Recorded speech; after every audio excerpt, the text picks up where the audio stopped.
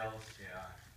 Henry took a lot of like promo shots of me, publicity shots, and I always do it at home. Will not go to studios anymore to do photos or to make records. I make the last 3 records in the guest house at home, so I can just go and have a cup of tea with Bob or whatever. And you know, if you're passing by and you can play, you're usually on my record. I think we're all going to keep that in mind. Yeah. Anyway, you got a question, lady? I do. I have several. The whole book is remarkable, but what I think fans are really going to gravitate towards is the first 100 pages, yeah. Which is really a walk from, the first picture is you as a very little baby. Yeah. And the first 100 pages are you growing up, you playing with Roy. Can you talk about what it was like for you to go back through and find all those mementos? There's even like car bills from when you got your first car. Yeah, it was incredible. I mean, it just happened that we decided to look at what I had in the basement. And you know, things happen in life that so great it just sort of slots in. And while we were doing that, got a message from Bob Santelli out of the blue that he was interested if we were interested in doing a Ringo Grammy Museum exhibit.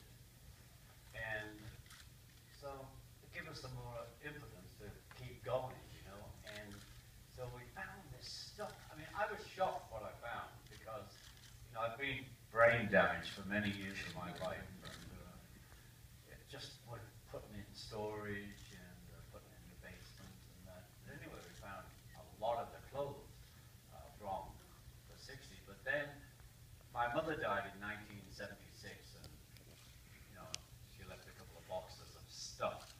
And I'd never opened them. But we got them out. I thought, well, let's have a look.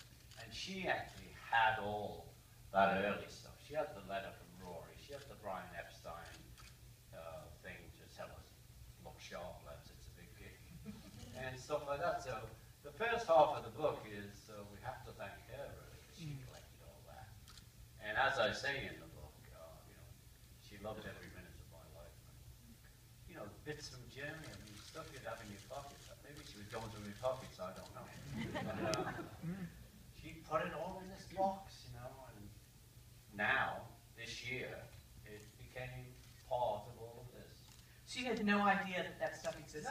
No, I thought I'd lost a lot of stuff. I actually thought I'd lost years ago the pepper suit, and it was in a box that we'd moved around a bit, and we opened this box, what's in this? And from 1981,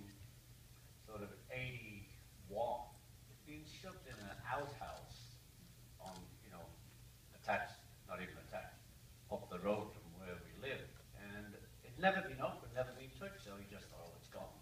And in 1989, we found it again. So it's really weird what comes back to you, you know. So that's how it started, and, you know, I have to say, thank my mom for the beginning, mainly because she is the one who kept it. Then it moves into your photographs that you started taking. It does, yeah. Do you remember the first time you picked up a camera? Was that a... No. No, so it wasn't any kind of momentous occasion where, say things when you started playing drums. It was about 17, 18. I mean, the first pictures on a camera I had were the ones on the beach. The sand dunes, just outside of Liverpool. You know, I didn't take that picture, of course, but it was on my camera that I just claim credit. You know, someone I was with. And so that's where you see I started taking photos, having photos. There's the one of the lads, it's the factory dance, the Christmas dance, with all that crazy Western bow ties, really.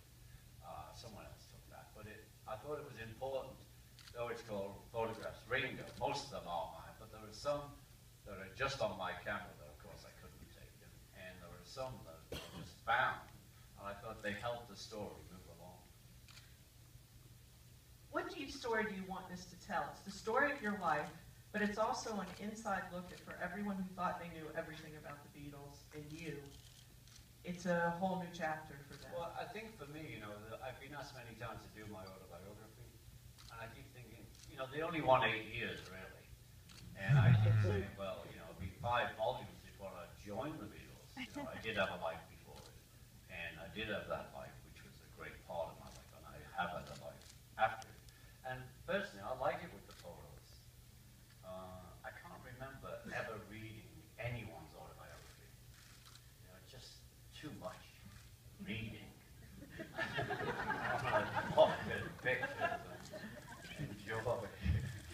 So I thought this was a better way for me to do it. And with the, like they showed you a bit of the other side of Liverpool. On the last 3 records, I've done like a Liverpool song, things that happened to me in Liverpool. And with Dave Stewart, who's very good, I just glad to him and he turns you into a song.